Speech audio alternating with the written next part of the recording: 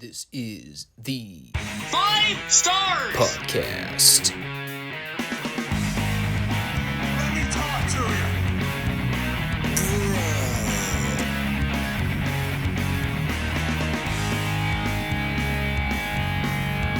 This is such good shit.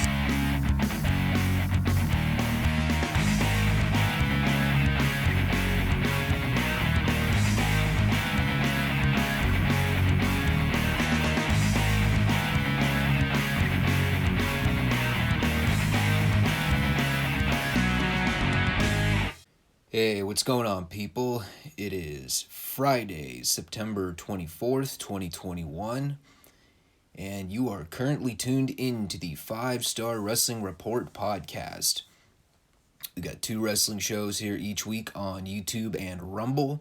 We got a Monday edition where we cover AEW Rampage, NWA Power, and weekend events, news stories, and other wrestling-related material. And we've also got a Friday edition where we cover NXT television and AEW Dynamite. And right now, this channel is also layering in the G1 Climax tournament with New Japan. And both of those shows, or both of the block shows, taking course over the next month or so. So that will be additions to the upcoming Monday and Friday episodes as well. So yeah, got a little bit of everything going on right now on the FSWR channel. You got AEW, got WWE, NXT, NWA, and New Japan. And a partridge in a pear tree. As always, if you are watching for the first time, glad to have you here. If you like the content and you want to support the channel going forward, make sure you subscribe, click that bell icon to stay notified of the 2 weekly uploads. Make sure you give the video a like, and as always, I keep reiterating the importance of commenting. I need those comments to get this video more recognition in the algorithm, so whatever your thoughts are on the shows, leave them down below. Definitely want to get your feedback on the shows we discussed today. In addition to watching here on YouTube, as I mentioned, you can also check the show out on my Rumble page. So head on over there and support me. Link to the video will be in the description for that. And also, make sure you guys check out my article content over at the Chairshot website. Head over to www.chairshot.com. Click under the Opinion tab. You will find the majority of my articles either under the name Star or Tommy Star. I write opinion pieces each week on various wrestling topics from all different kinds of angles. So if you like opinion articles, if you like hearing different perspectives that are out of the box and creative, check my stuff out. And I will always leave a link to my most recent publication in the description so you can get a taste of what I've got in the market. Got a pretty controversial article that I wrote a couple days ago, so definitely you want to check that out.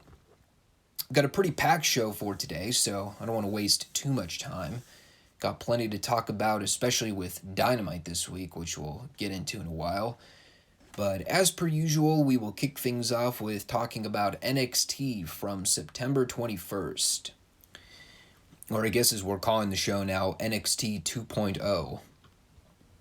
Which is actually kind of comedic in a sense, considering that, fans were starting up a 2.0 chant later on in the show.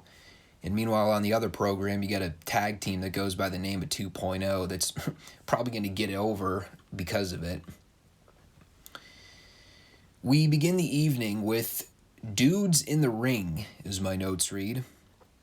And this was met with Tommaso Ciampa coming out for a promo.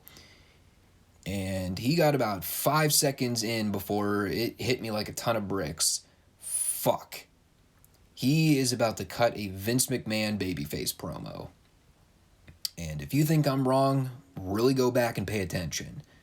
Listen to a main roster promo versus the Ciampa promos we used to get from, say, 2018, 2019. You'll know what I'm talking about. He talked about this, that, and the other thing. Talks about how great it is to be champion again. Puts over the new NXT and the new talent. Again, very main roster in terms of delivery. And this all led to Cameron Grimes coming out to throw in some verbiage. LA Knight came out and quickly got cut off by Odyssey Jones. And God help us, Pete Dunne came out and talked. And finally, Champa threw a punch and kickstarted a huge brawl. And they went on for about 5 minutes. And all the while, they cut to the back during this brawl. And they have, again, as my notes read here, a bunch of chicks fighting. The only one of which I recognized was Kaylee Ray, who was spitballing with some girl I've never seen before. So, anyway, they cut back to the ring. Brawl was still going on. Eventually, everyone clears the ring. Champa and Braun Breaker are left standing, while Pete Dunne and Rich Holland back up the ramp. By the way, it should be noted here that LA Knight, who, mind you, got jobbed out in 2 consecutive matches on last week's program, not only maybe got all of 3 words in tonight on his promo before getting cut off, but he rapidly disappeared from this segment and was not seen for the rest of the night. So, I don't know. He's either got heat with someone in the back, or they're bumping him up to the main roster relatively soon. Because other than that, I have no explanation for why this dude's getting treated like garbage. Anyway, it was a Raw segment. The best thing that actually came out of this was Braun Breaker's promo on Pete Dunne and Rich Holland, where he called them bitches, told them to grow a set of balls, and fight him and Champa in a tag match later on. Now that's a fucking Rick Steiner promo. Other than that, can't say I was a fan of this.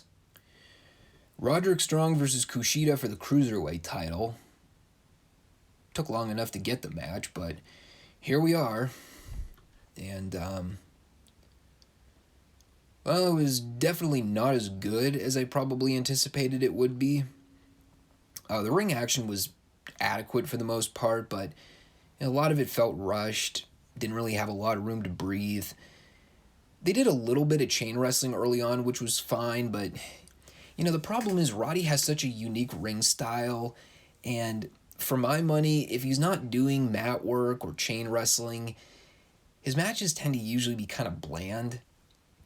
They did a deal toward the end where Kushida had Roddy in the hoverboard lock, but Bivens pulled Roddy's foot onto the bottom rope, which was kind of cool. The finish was lame, but they got the title on Roddy, which definitely needed to happen. No offense to Kushida, but, he really wasn't doing jack shit with the belt anyway. So, following this, Grayson Waller came out. Yeah, the guy that randomly teamed with Drake Maverick a couple weeks back. Yeah, well, he challenged Roddy to a title match next week. Okay. See how that goes. By the way, I have to point this out real quick. I love how their new stereotypical Italian mafia gimmick is given the name Tony. It's totally Vince. That's all you can say about it. Then we had this Brook Jensen Josh Briggs skit, which was fucking awesome. Briggs talks about bumping into Jensen at a bar the night he lost in the breakout tournament. They started slugging it out with each other, and after they beat each other to a pulp, they were on good terms. Fuck yeah, bro. Real men right there. Giving each other a good old whipping and then shaking hands afterwards. That's how you settle the score. And lo and behold, look what happens when you actually give us a rhyme and a reason to care about new wrestlers. Actually providing some story context. Kaylee Ray wrestled some chick named Amari Miller. Okay. Kaylee won. Really don't have much else to say about it. We had a large, fit Caucasian male with 2 beautiful women entering the building. He held the door open, and a black male tries to cut in front. The Caucasian male grabs him by the collar and yanks him back, lets the women go. The black guy goes, "Chivalry's dead, man." True. And then he got his ass whipped. Well, at least we know who the real alpha was in this equation. And hint, it wasn't the Caucasian man in this scenario. And by the way, if you are wondering why I'm referring to them as black and white males in this conversation, it's not racially motivated. I just had no idea who anyone in this segment was. There was no graphic, there was no name recognition, no story context, the announcers made no mention of it, nothing. Just beta guy holds open door, guy tries to cut in front, gets his ass kicked. Good segment. Glad I watched it. Up next, we had the in-ring debut of Dante Chen. But really wasn't much to it. He wrestled a guy for a minute, and Dante won with the Angel Garcia wing clipper drop thing, which apparently Wade Barrett never saw before. Go figure. Then we had this Andre Chase University segment, which I'll admit actually got pretty awesome by the end.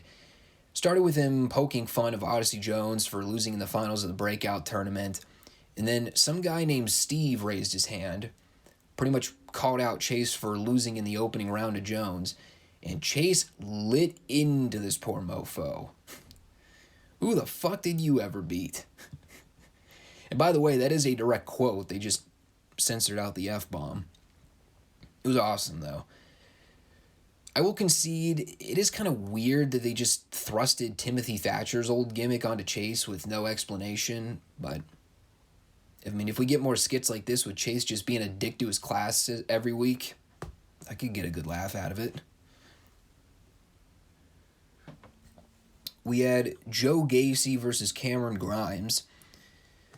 Gasey did a promo beforehand, and apparently he's doing the woke leftist SJW deal, even though he's dressed like a fucking high school principal. Like, I mean, at least if you're gonna do the gimmick, can you not dress him in some goofy feminine attire? Like, dye his hair different odd colors? At least if you're gonna make him a stereotype, go all the way with it. Anyway, didn't matter. Grimes beat him with a cave-in, and then Gasey tried to give him a hug afterwards, which Grimes shrugged off pretty quickly. I mean, the gimmick's already death, I can tell you that. At least the character dynamic is right. You know, he's booked to be the heel. But, I mean, WWE's tried these kinds of stereotypes so often, and usually without fail, they end up falling short. So, I don't see this gimmick having a long shelf life, but we'll see. I mean, remember when they did the tree hugger greenie weenie gimmick with Juice Robinson? Remember how bad that tanked? Elektra Lopez wrestled a female. Pretty much killed her in short order. And then following the match, we had Legado doing a promo.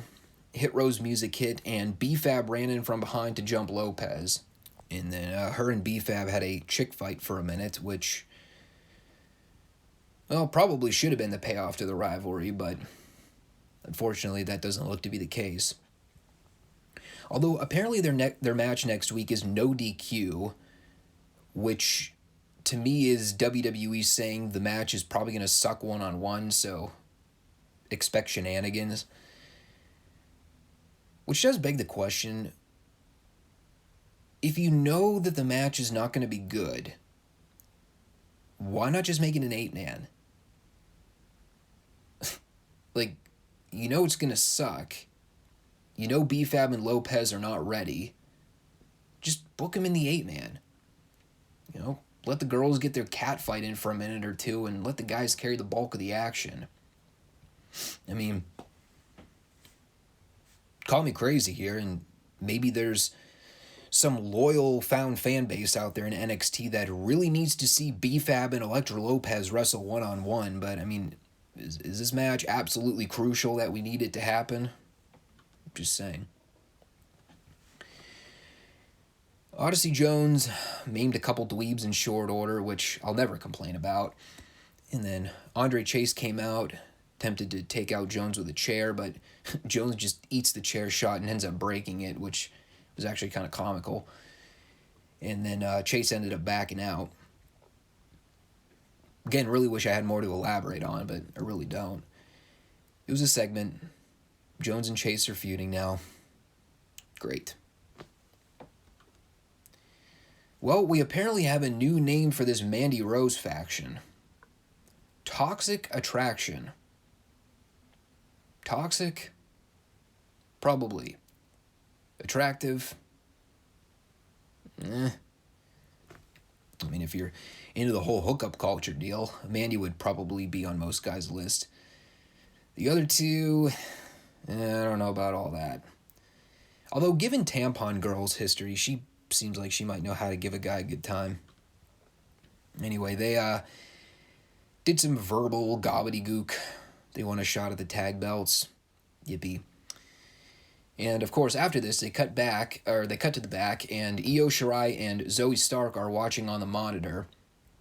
And Io, without hesitation, goes, "I don't like Gigi or JC." Io's still fucking awesome. And of course, her and Zoe are still doing the tag team that doesn't get along deal. I love how Io's new gimmick now is, "I don't like you, I want to fight." It's like the only thing her character ever says now, but every time she says it, she delivers it so fantastically that it's like, it never ceases to make me laugh. By the way, somewhere in here we had Ikemen Jiro doing a skit where he showed us his wardrobe with all of his goofy jackets.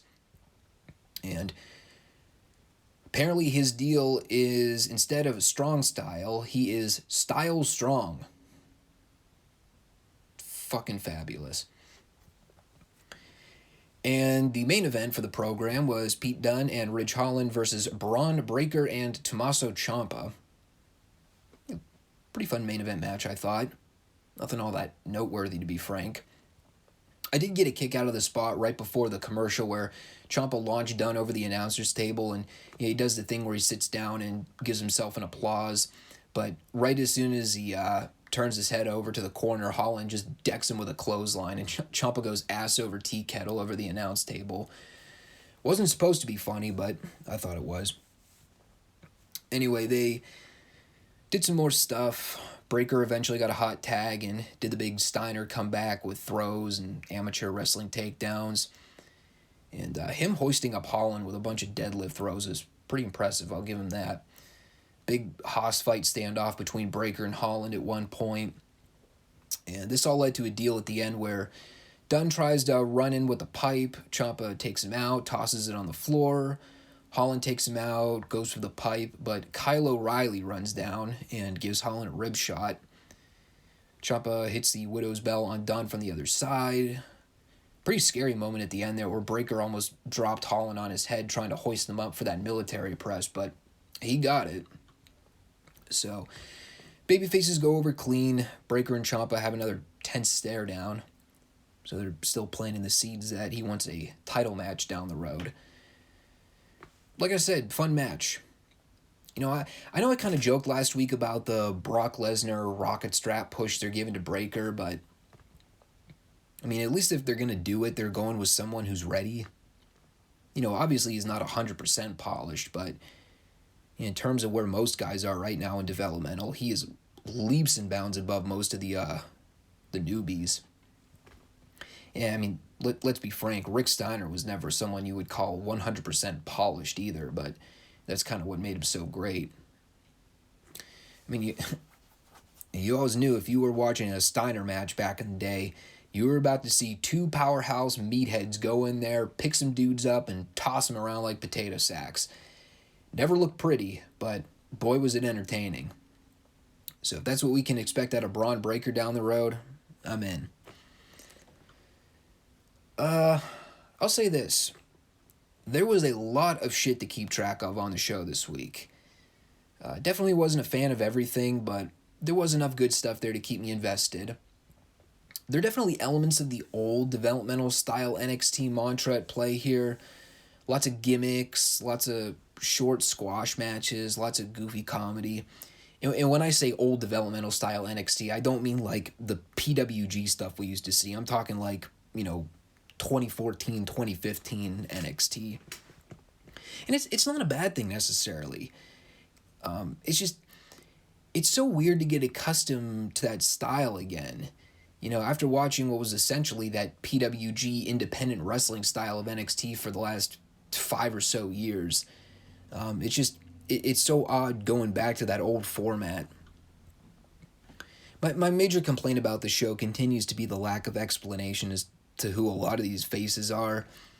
It's one thing if you want to introduce a whole new cast of characters in a short time span, but at least put in some kind of graphics so I'm not Googling or trying to search for all the new talents. Like, it's cool if you want to do the breakneck pace style show for a while, but eventually they are going to have to ease back on the Crash TV stuff. I already watch one product that does way too much on a week-to-week basis, but 2 shows doing it just gives me a headache. And speaking of Crash TV, AEW. No, actually, if we're being fair, this might have been the most conservative AEW has ever been with the layout of their programming. Turns out it made for a much higher quality than usual Dynamite, which was kind of a breath of fresh air, actually. This was part 1 of the Grand Slam edition of AEW for the week, the heavily anticipated Arthur Ashe show in front of... Actually, what was the attendance number for this show? 20,000? Give or take? I'll actually have to look that up later. We opened the show with the match that should have main evented, Bryan Danielson versus Kenny Omega. And I will get into that a little later. By the way, have I mentioned how much I hate Justin Roberts as a ring announcer? I feel like that may have come up once or twice in a conversation. Well, to quote a great man in the business, if I can be serious for a second, certainly this is the best Kenny Omega match I've seen in God knows how long. I mean, the stuff he did with Christian last month was pretty good, but, as far as something that was on par with the work he was doing with Pac over a year ago, this was the old Kenny Omega ring work style that I've been waiting for. And who'd have thunk it? All it took was Bryan Danielson jumping ship from WWE over to AEW to make that happen. There's a lot to go over here, but I think the most efficient way I can sum it up is this. This is the kind of high-intensity pro wrestling that I like to see. You can do the no-sell, 1,500 move, beta buck spot fest matches, and it doesn't mean jack shit. No one remembers it a week later. It doesn't draw jack squat. Or you can do hard-hitting, energetic matches like this, where you just let 2 guys go out there and chop and beat the shit out of one another like these 2 did. And yes, I have eyes, so I will concede the fact that there were dives in this match, but you want to know what separates the impact of the dives we saw here versus the dives I saw in that stupid fucking Young Bucks Lucha Bros cage match at the pay-per-view? The dives here were actually placed well. They actually meant something. They actually had purpose. God forbid they actually sold the dives afterwards. And yes, we had a lot of false finishes, but again, they built up to them here. They would do a big move, do a false finish, they would sell. They didn't hit a big move, do a false finish, transition into another big move 3 seconds later, do another false finish, then transition into another big move 3 seconds later, lather, rinse, repeat. It's actually the kind of stuff that pissed me off watching the old version of NXT, particularly with that short-lived Wednesday Night War era. And believe me, I use Wednesday Night War in very, very loose terms. This honestly felt like I was watching a real main event caliber grudge match. And I really liked that they built the drama around Bryan selling as the match went along. Because they did the deal where Omega gave Bryan that Snapdragon on the rampway, and pretty much from that point on until the comeback toward the end, Brian was just selling. I will say, because I have to point it out, figuring no one else will, especially with all the blind sheep AEW fans out there, there was one stupid spot in this match. The spot where Kenny Omega hit that running V-trigger from the top of the ramp into a commercial break. Bad move. A spot like that should have either been the transition into the finish or, at the very most, the finish. When Omega hit that move and Excalibur goes, "We have to take a break," I legitimately broke out into laughter, just solely based on how idiotic that was. That said, let's shift over to the finishing sequence here, because I think that's where the bulk of the discussion comes into play with this match. So they're both just going to town on one another, fighting-wise, not fucking. Anyway, they're doing the false finish deal. Brian's making a comeback. Omega's getting flustered because he can't put him away. They do some more kick exchanges, some headbutts. They're both totally fatigued by this point. And as they are slunging it out with one another, the bell rings, and the match ends in a 30-minute time limit draw, which the crowd was not happy about. But if there was ever a match where the time limit draw would have fit perfectly, it was this one. And, it's honestly the best scenario for both guys if you think about it. I talked about this a little bit on my Monday podcast, not liking the idea of Brian going over Kenny here to set up a title match, because even if you are putting over Brian to get the actual title match, you're still jobbing Kenny out in the process. And they already did that story a month ago with Christian, but the story here was basically both guys were evenly matched. Brian was on the verge of victory, but just couldn't get the job done in the final moments. So both guys are protected. And now, not only do you have an incentive to see the rematch, but there's more drama going into the second match to see who actually goes over. So that was really well done. And yeah, there was the whole BS with the Elite running down and super kicking Brian and Jurassic Express and Christian running out for the save. And yeah, I didn't really dig that whole vibe. But from bell to bell, other than the giant V-trigger into the commercial spot, I had zero complaints with anything they did in this match. I'm just baffled this didn't main event the show. Like, how? Did you seriously think the women's match was going to top this? Better yet, fuck the women's match. Did you think anything was going to follow this? Or is it just more of that bullshit blank slate equalism argument that's poisoned the wrestling business?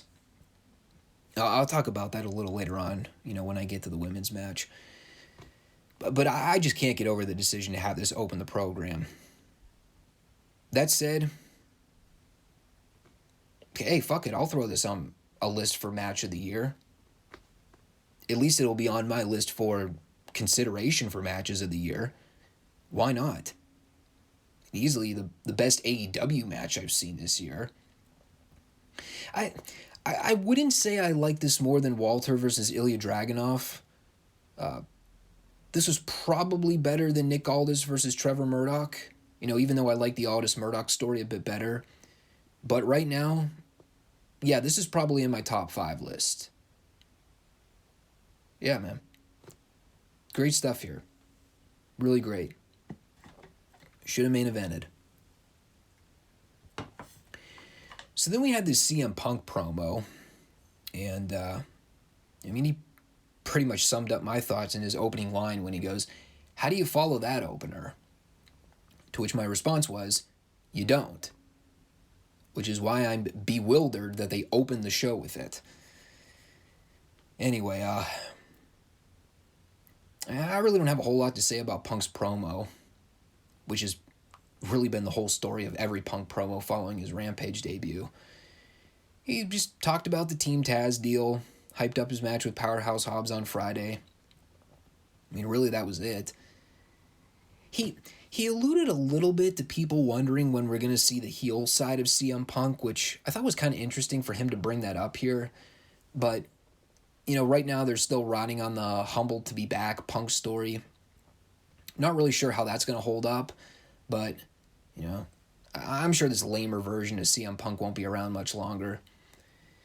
And for all you AEW schlong huggers out there, yes, it's okay to admit this version of CM Punk sucks. Because you're not wrong. It's lame. It's true. MJF versus Brian Pillman Jr. Another very good match here that really should have felt hotter than it came across on television. Both guys worked incredibly hard. Pillman was a house of fire early on. MJF, I don't need to beat a dead horse with him. He's got the heel roll down to a T. I haven't really talked too much about Julia Hart. Mostly because they don't really do much with her, but, to tell you the truth, she works her role perfectly. Hey, go figure, she doesn't have to wrestle to be an effective acquisition on the program. Just put her out there, let her support her boys. If Griff is pairing up with Pillman, she can cheer her team on, she can look cute, bada bing. She's achieved the Sunny role. I feel bad for Pillman here, man. Dude worked his fucking ass off in this match, and he just couldn't get these people to react to anything he did. And again, part of that was the burnout factor from the opener. But the other thing too, I think it's kind of a reflection of where Pillman is right now in the current hierarchy of the business. He's over in his hometown, but it's just not really translating to other towns and venues right now. Which is why I keep advocating that they feature him on TV going forward. Don't pump the brakes with Pillman. Keep him on TV, keep him in a prominent role on the program. Because as soon as you back off from him, people are going to get apathetic. It's just the nature of the business. Yeah. Not really sure where they go from here. Pillman tapping to MJF clean gave me the impression that they're going to move on. I presume they'll still keep pursuing the Wardlow MJF breakup. Pillman, on the other hand, I really don't know where they go. Guess we'll see. Then we had this Malachi Black Cody match. As soon as Brandy came out and Tony goes, "Look, Brandy's back," I just went, fuck. And lo and behold, she made sure she got her 30 seconds of glory in this match with that stupid fucking taunting deal she did with Black. And Black, of course, being the professional, just laughs at her and goes, "You dumb bimbo, get the fuck out of here with that shit." Well,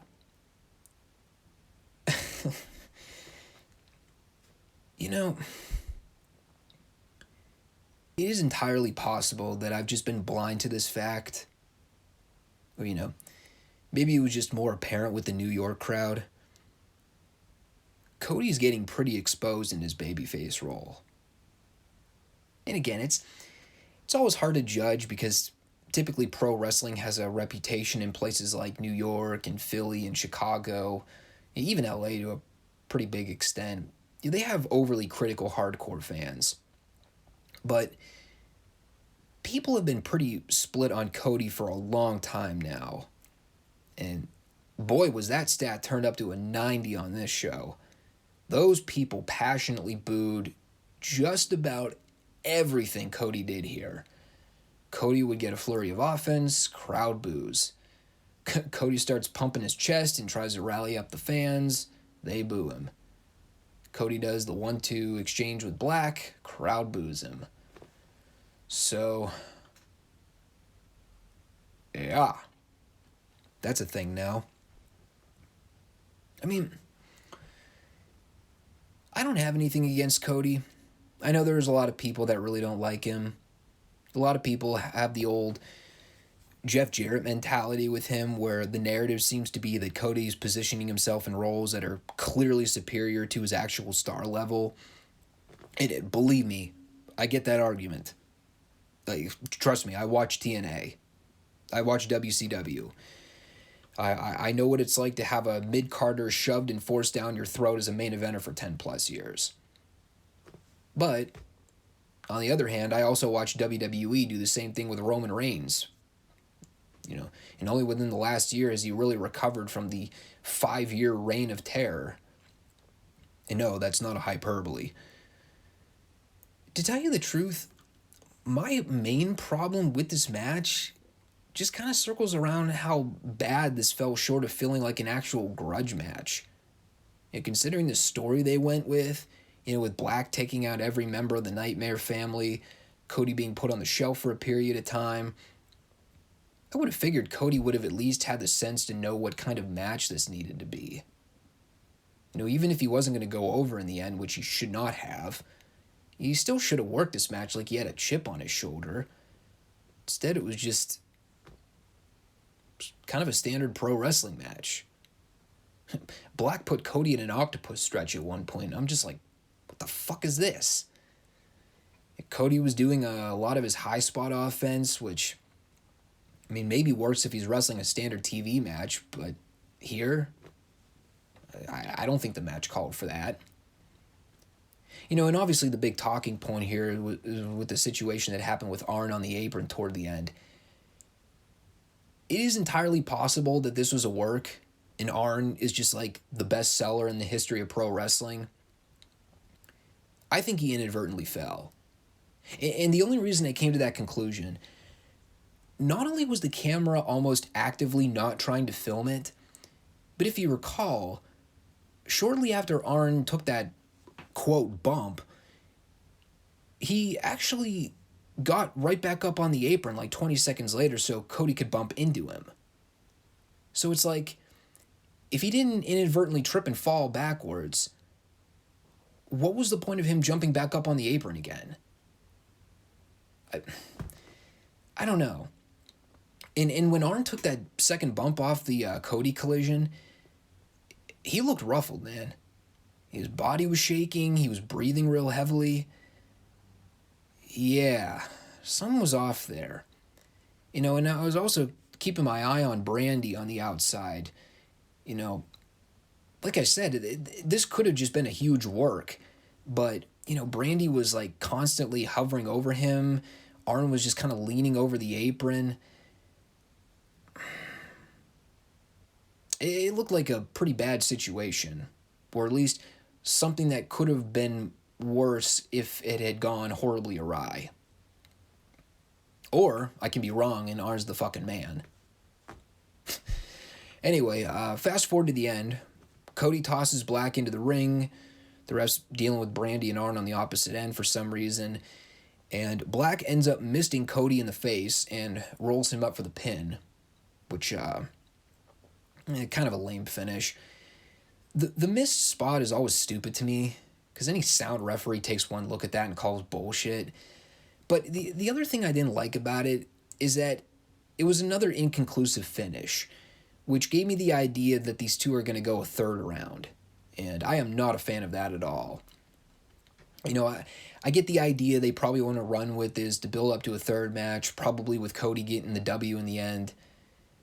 From my vantage point, there's really no more ground to cover in this feud.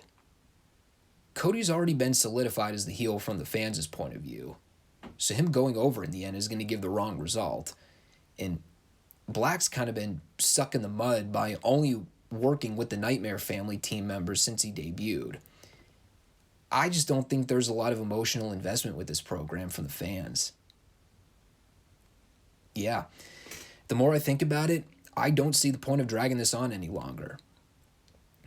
Maybe they'll throw a curveball and have Black go over in the third match, which would be the right call, but even so, I don't think it'll mean a whole lot. AEW's got plenty of talent that Black can work with in the meantime. I think people have more of an investment of seeing him work with guys like Darby Allin or CM Punk than they do Cody.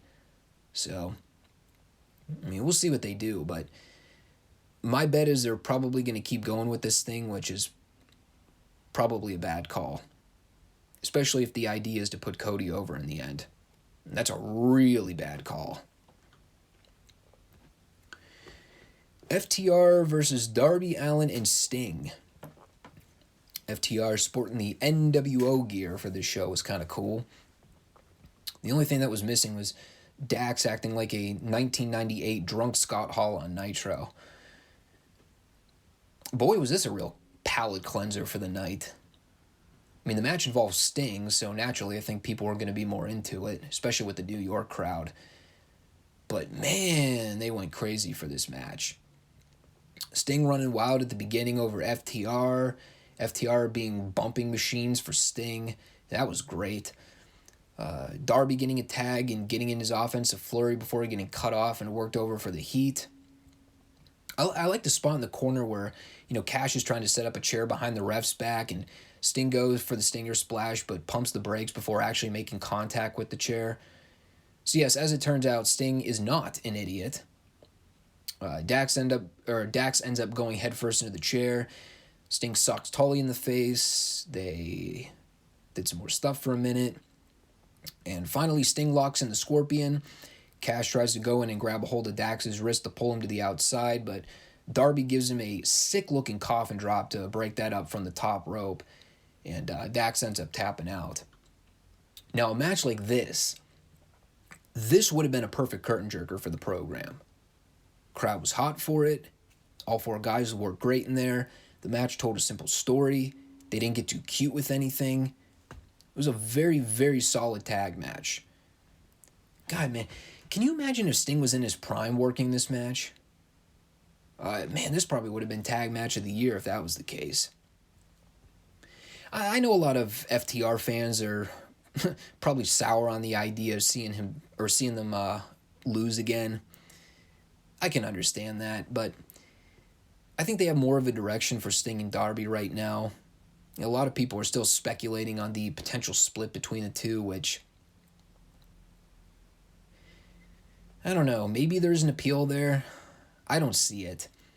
I just don't see Sting and Darby Allin meshing well one-on-one. I think the styles are too different. I don't think Sting can physically keep up with Darby unless Darby slows down, which kind of takes the edge off of what makes Darby so great. But we'll find out where they want to go.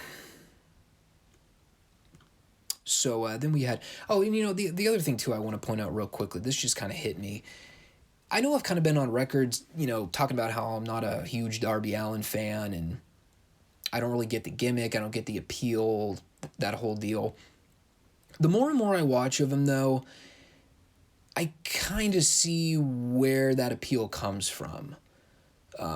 He's very different, but he kind of adopts a form of a character that really does appeal to, well, not just the AEW fan base, but sort of the modern Gen Z millennial group, if that makes any sense.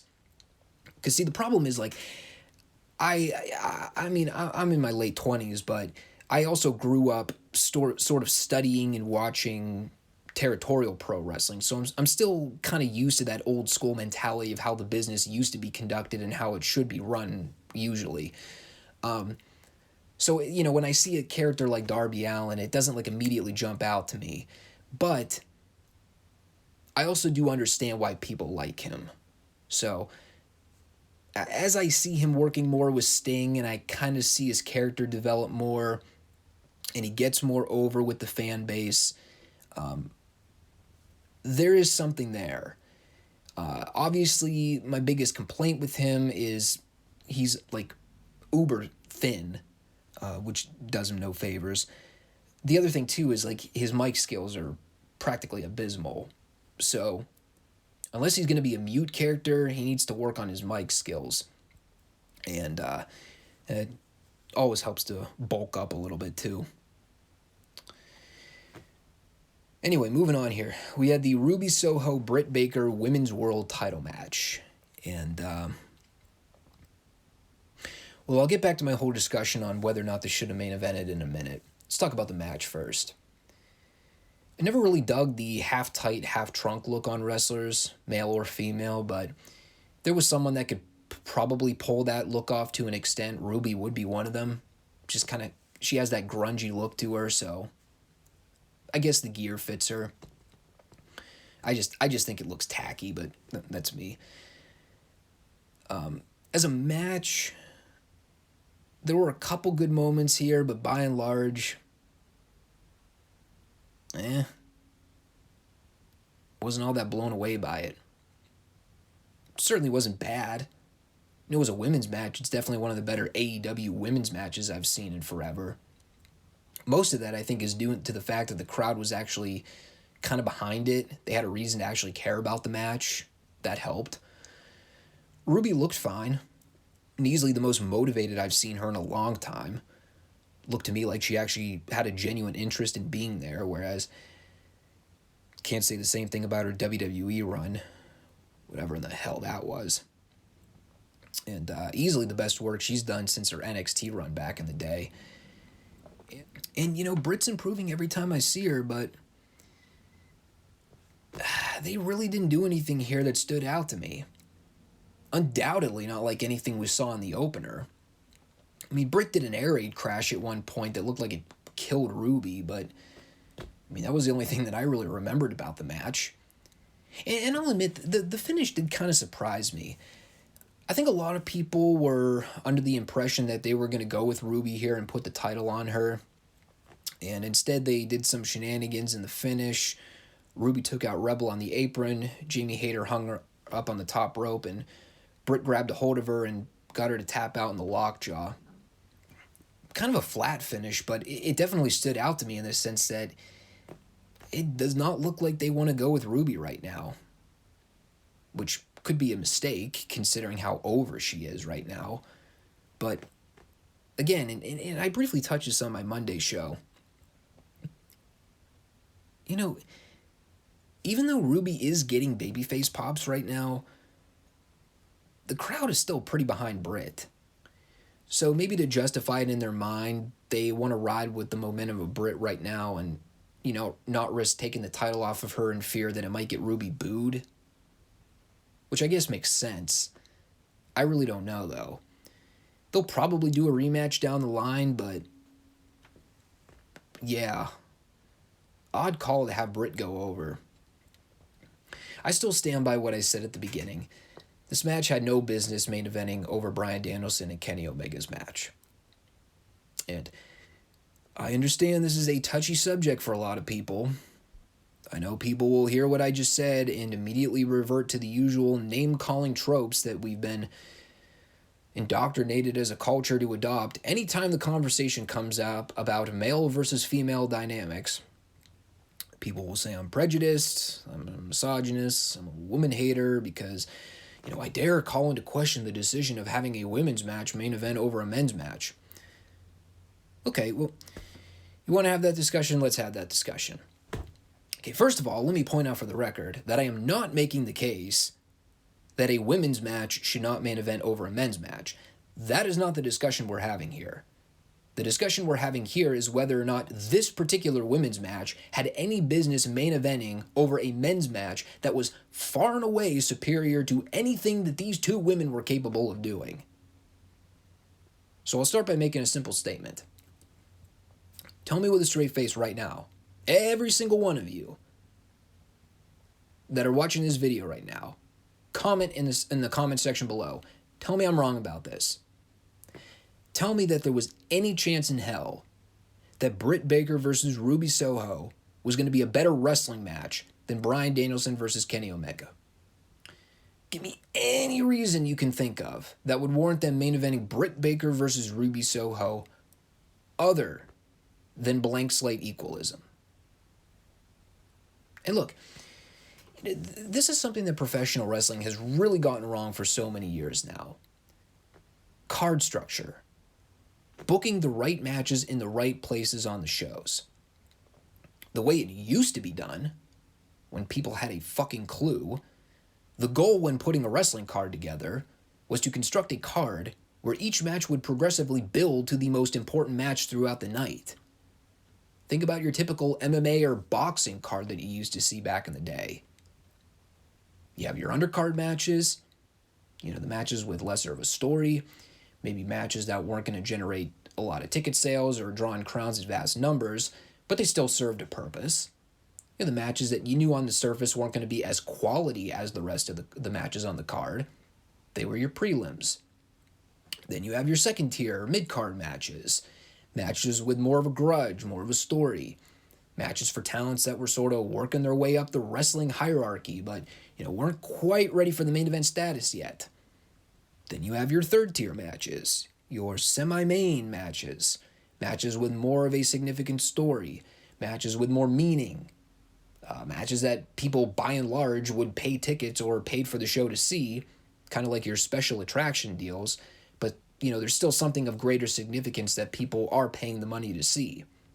And that would bring you up to your fourth tier, your final tier, the main event, the world title match, the big fight that is usually the centerpiece of what the show is built around. That's your poster child. That is your key marketing point. It's the match with the most promotion, the most importance behind it. It's your Hogan Andre. It's your Rock Austin, your Flair Steamboat, or your Flair Sting. Somewhere along the way, we've lost the plot when it comes to understanding how to put a wrestling card together. For my money, here's how I would have placed the show together. And I think it would have been much better. You do FTR versus Sting and Darby in the opener. Then you do MJF versus Pillman Jr. You do Malachi Black versus Cody. You do Brit versus Ruby in the semi-main. And you close out the night with Danielson versus Omega. That way, you got a hot opener to start. You got your two mid-card matches that, let's be frank, no one really gave a fuck about. And then you have your two main event caliber matches with the most story and the most build. But, here's the key, you are still operating under the correct assumption, the correct impression that Danielson versus Omega was going to be the better wrestling match and the hotter wrestling match. That's why you main event Danielson and Omega. That is why you close the show out with it. So there's your little tangent about card structure for the year. And again, if you think I'm wrong about this, please inform me as to what I am missing. Because I am at a loss for words. In no logical universe, when I am putting a card together, would I think, based on the circumstances we had here, based on the story we had going in, based on everything I just laid out for you, would I make the decision to main event Britt Baker and Ruby Soho? And vice versa. In no fucking universe am I curtain jerking Kenny Omega and Bryan Danielson. Danielson's first televised match in AEW, his first match outside WWE in over 10 years, probably the most anticipated AEW signing alongside CM Punk. Fuck that noise, man. I don't care what else you got booked on the show. Nothing is more important than hyping up Bryan Danielson's match. All ranting and raving aside, let's crank the volume back down a little bit here. Get off my soapbox. This is a very good show. Best Dynamite I've seen in a long time. Great crowd, good announcing for the night, which was sort of a rarity. And even if I wasn't a fan of the placement of some of the matches, they all had good moments come out of them. The Omega-Danielson match is easily my favorite AEW match I've seen all year. Probably will end up being on my top 5 list by the end of it. Yeah. Great stuff. Thank you, AEW. I know it might seem like I never have anything good to say about your product, but no, when you do good stuff, I point it out. Just like when you do stupid stuff, I don't shy away. Because, despite what some people might think, I do want to see this product get better. I want to see them succeed. They are not a perfect wrestling product by any means. And the reason I'm so harsh about this show every week I review it is that A, WWE sort of numbed me to a point of ambivalence at this point, and B, there is a very, very few selected group of people out there that are doing the kind of reporting that I'm attempting to do here about AEW. For all of you out there that criticize Jim Cornette for his input with a lot of AEW's material, you shouldn't discount it all as garbage.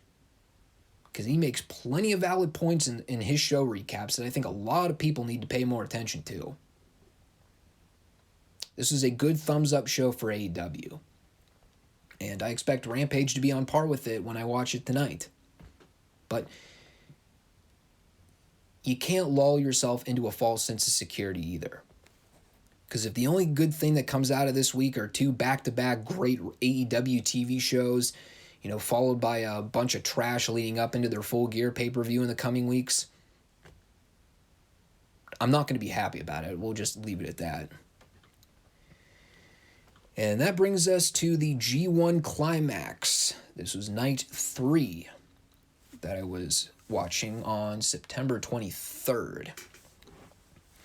And just to reiterate for anyone out there that did not see Monday's show, my plan with the G1 is to focus solely on the tournament matches. So anything prelim, I'm skipping over. And we begin the show with Tongaloa versus Yuji Nagata, which served as Tetsuya Naito's replacement for the night. In fact, Naito is actually out of the tournament altogether now, having suffered a knee injury in his match with Saber Jr. on night 1. And if I heard correctly, I think Kevin Kelly explained here that because Naito is unable to compete for the remainder of the G1, everyone in the bracket that was supposed to wrestle him automatically gets 2 points. So that kind of sucks for Naito. Well, I should say everyone gets 2 points except for Saber, who had already accumulated the 2 points from getting the submission win over him. I think. Correct me if I'm wrong. I did watch this match, although looking back in hindsight, I probably didn't need to. It was a perfectly fine match. There wasn't a whole lot of reason to care about it. Tongaloa ended up going over after hitting Nagata with whatever his version of the Rikishi driver is called. And, well, now I get to look forward to him wrestling Toru Yano on Sunday. Can't fucking wait for that monstrosity. And speaking of Yano, we followed that up with the Great Okan versus Toru Yano. And we kickstart things right out of the gate with Okan jumping Yano on the rampway. They did ringside brawling for a while. I'm sure there was a roll of tape involved, although God knows I was paying attention. Most of the match was Khan beating Yano around and toying with him. I'm really struggling for anything else to elaborate on in my notes. Actually, you know what? Let me just read you exactly what I wrote down, and let me know if there's anything else worth mentioning here. This is a direct quote from all my bullet points from top to bottom. Oh fuck, a Yano match. Ringside brawling. Great Okan's getting heat on Yano. Still getting heat. Oh great, handcuffs. Wait, what kind of spray was that? God, this action's horrible. Ref bump, of course. Yano just got handcuffed to the barricade. The announcers are trying so hard to care. My eyes are bleeding. No AEW match could possibly be worse than this. Yano breaks free of the cuffs and beats the 20 count. Bullshit. Great Okan won with a chokeslam. Fucking awful. Yeah. Yujiro Takahashi versus Kenta in technically the third round of the A block, although with Naito being out, I'm not really sure how you call it. Second round if you discount the Tongaloa placeholder match. It doesn't matter. Match was pretty good. Haven't really seen a lot of Yujiro's singles work to really form an opinion of him, but I mean, he held his own in there. Not that Kenta has really lit the world on fire or anything since his return to New Japan. At least what I've seen of him. Kenta worked over Takahashi for a lot of it. Kenta tried to get Takahashi up for the GTS. Takahashi shoved Kenta toward the ref, goes for the low blow, but Kenta grabs his wrist, locks in the game over submission, and forces a tap out. And of course, after the match, Kelly and Charlton are totally confused with the point accumulation. As was I. Kind of like I said a minute ago, it's just, It's so weird watching Kenta's matches in New Japan. For so many years, I had to hear people try to ram this idea down my throat that Kenta was this huge acquisition for WWE, and he was going to be like their biggest international signing. And I know he was plagued with a lot of injuries, and you pretty much assumed that Vince was never going to know what to do with him, but with hindsight and perspective years later, I still don't know what people were so enamored with him for. It could very well be that the scope of the wrestling scene has changed so drastically over the years that, Kenta just kind of blends in with most guys now compared to maybe 5 or 6 years ago. But, yeah, I don't get the hype with him. I mean, I don't recall a single good Kenta match I've ever seen, be it in WWE or New Japan. Could just be me, but I mean, it'd be interesting to get another perspective as to what I'm missing, because I don't see it. Yeah, I'm not trying to be harsh on the guy. I don't like when people pump up how great a professional wrestler is and he ends up just tanking hard and never really meets the expectations of what people set, if that makes any sense. Because then you're just blowing smoke up my ass, and it's not cool. I mean, I'll put it this way. I was never a big fan of Shinsuke Nakamura either, but at least I can admit that Nakamura achieved more success in WWE than Kenta ever did. So, there's your comparison. So then we have this Tomohiro Ishii and Kota Ibushi match in the next round. Kind of talked about this on the Monday show with Ishii. He wrestles such a different style than a lot of guys in New Japan. It's almost kind of refreshing in a lot of ways. He looks like a physical train wreck, but, at least I know come bell time, when Ishii's working, it's always going to feel different than the other matches. Almost like when I watch a Zack Saber Jr. match, but for completely different reasons. I love the spot in the corner where Ishii had Ibushi trapped between his arms going, "Hit me." And Ibushi's paintbrushing him and slapping him around, but, she's like, "Gotta do better than that, son." There's actually a spot later on in the match where, they're doing the palm slap exchanges. I think Ibushi got Ishii either right on the bridge of the nose or right in the eye with an open hand, and they film Ishii's reaction to it, and the look on his face, he's just like, "Fuck, that hurt." So I had a good laugh at that. But this match had a lot of similar elements to the stuff I saw with Ishii's match with, was it Takagi on Monday? Yeah, I think it was Shingo. A lot of hard slaps, a lot of stiff shots and kicks.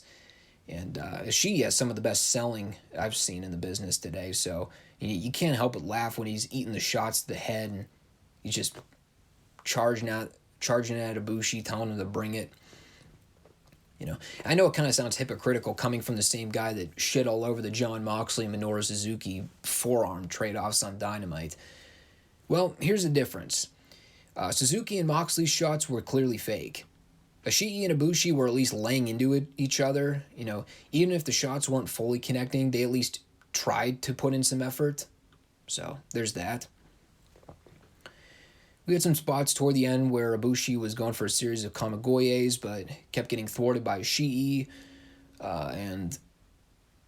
They were kind of on the mat doing stuff, and Ibushi just hit a Kamigoye out of nowhere and won. The finish was kind of weird in the sense that, he goes for the Kamigoye first, but Ishii blocks it with a headbutt, and then Ibushi just turns right around after a second attempt and hits it and gets the pin. So, I mean, I didn't hate it. Kind of felt out of nowhere, so it was surprising. God, this was fucking brutal, though. Not in a bad way, necessarily. It was very ruthless. It takes a lot for me to cringe watching a pro wrestling match these days, but they got me here with a couple things. Most of the spots came from seeing Ibushi either get dropped on his head or take flip bumps on his head. And I know the guy's had a series of concussion issues before, so it's never fun watching him land on his head. And our main event for the night was Zack Saber Jr. versus Shingo Takagi. I don't want to repeat too much verbiage from what I said in past reports, but I'll briefly touch on this again. I really do like watching Zack Saber's matches. I've watched his work for a long time, and every time I watch him, I feel like he's always innovating his ring style. It's kind of like watching a Roderick Strong match in a lot of ways. They're both such talented ring technicians. You never feel like they're repeating stuff from their arsenal. It's so refreshing in this business today to see guys work that kind of style, whereas a lot of people in the business today, they have such a similar style, they wrestle the same way, and no one really stands out above the pack. I mean, obviously there are exceptions to that rule, but I'm speaking generally. Like the whole debate as to whether or not every wrestler needs to do a suicide dive in a match, that kind of thing. The match definitely took a while to get going, but, they pretty much built up the story throughout that it was going to go 25 plus minutes, so obviously they didn't want to blow their wad too soon. They picked up the intensity along the way, especially in the last few minutes. Saber was trying to lock Takagi in a series of submission holds, and after fighting and fighting, Saber is able to lock in a triangle.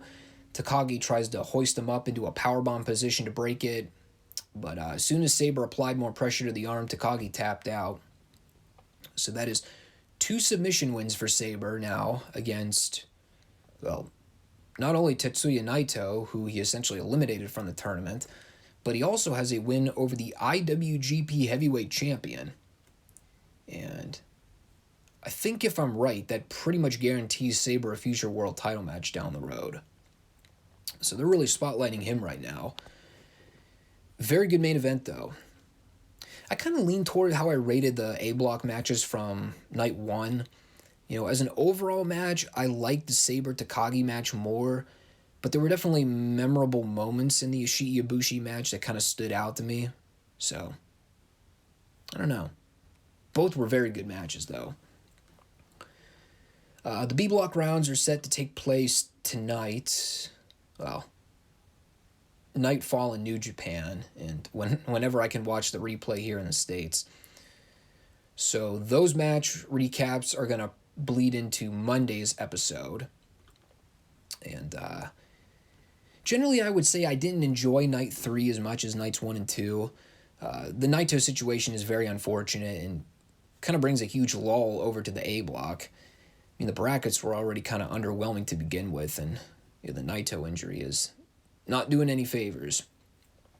If you did not watch the show yet, I would say check out the Ishii-Ibushi and Takagi Saber Jr. match. Other than that, you really don't need to go out of your way to watch anything else. And that said, that'll do it for this edition of the FSWR podcast. Guys, if you want to support the channel going forward, make sure you subscribe, like the video, comment down below. Make sure you check out my Rumble page. Link for that is on my main channel banner, and it's also in the description box. And also, go over to www.chairshot.com. Check out my article content.